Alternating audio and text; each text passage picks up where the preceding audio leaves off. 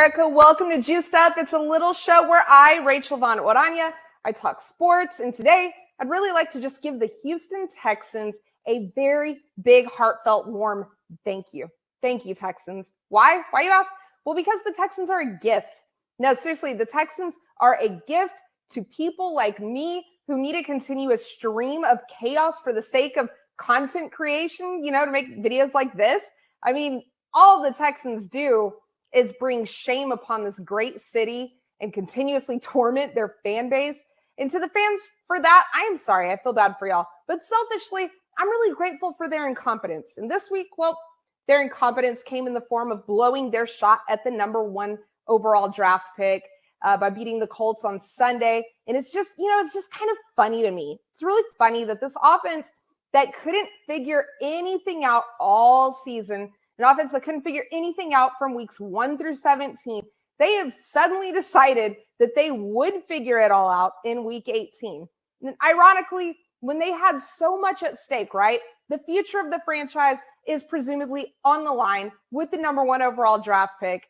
But yeah, now's the time that the offense chooses to figure it all out. Suddenly, Davis Mills, he drives this offense down the field out there looking like a long neck Patrick Mahomes or something, and he converts multiple 4th and longs. Suddenly, Brandon Cooks, who we know hates the Houston Texans, he suddenly goes off for 106 yards, gets a touchdown, and yeah, he makes a crucial catch in this game on a 4th and 12 to pick up 30 yards. And then 30-year-old Jordan Akins, who barely had 3 touchdowns this entire season, suddenly finds the end zone 3 different times in one single game.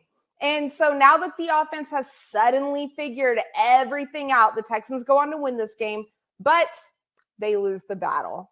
And because now it's just like that. They've lost the #1 overall draft pick, right? Lovie Smith, he hands it over to a team that he used to coach for in the Chicago Bears, and the Texans now sit ugly with the 2nd overall pick. And don't think that the Texans are safe. Don't think that just because the Bears probably don't want to draft a quarterback, that this somehow means Bryce Young is 100% locked to fall to the Texans. No. Because if the Bears are smart, they're going to trade that pick away to one of the many desperate, hungry for a franchise quarterback teams in this league. The Bears are going to get a haul for that pick, and rightfully so, because the chance to draft a Bryce Young just doesn't come around very often, does it? And it should have been the Texans to have. It could have been the Texans to have. Shoulda, coulda, woulda, I guess. But as is the case so much with the Houston Texans, feels like all the time, they just can't have nice things. They can't hold on to nice things. They can't have nice things. And I almost felt bad for them in the past. I did feel bad for them because, for years, it's been so easy for the media, both locally and nationally, to just drag Cal McNair, to bash on him, and to drag this franchise through the mud. It's been too easy to do. And I felt like it was low-hanging fruit almost. The people were bullying this team who just had a really bad string of bad luck, unfortunate circumstances. The owner passes away. Deshaun Watson ends up not being anything close to what we all thought he was. It's just unfortunate things were happening to the Texans, right? And, well, I've had a change of heart. I don't feel sorry for this team anymore because, look, sometimes good things do happen. I'm sorry. Sometimes bad things do happen to good people. I almost said that wrong. Bad things do happen to good people. That's just part of life. But also, I know that we all know that one person who always seems to be down on their luck, right? That cousin, that uncle, that sibling maybe, who always finds themselves in a mess, and it's always something or someone else's fault as to how they ended up in that predicament.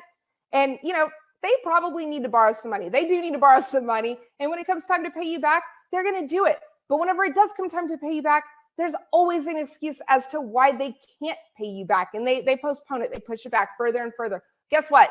That's the Houston Texans. Look, guys, you had one job, and that was to not allow a scenario to happen where your disgruntled, lame duck coach who knows he's about to get fired, you don't give him a chance to give you a very bad parting gift and ruin your #1 overall draft pick. But Houston Texans, of course, you failed to keep that from happening. And now Lovie Smith, Brandon Cooks, presumably Davis Mills, they're all going to ride off into the sunset, looking back at NRG Stadium, probably making a bad gesture that I can't do on camera, and laughing to themselves because they know that at least they get to laugh about what they did to you on their way out. And you know what? The Texans, they deserve it. Being reactive instead of proactive is what they do. It's who the Texans are, and thus they will continue to reap what they sow. Sadly, now the Texans, they don't just need a new quarterback or basically an entire new roster. They also need a head coach, right?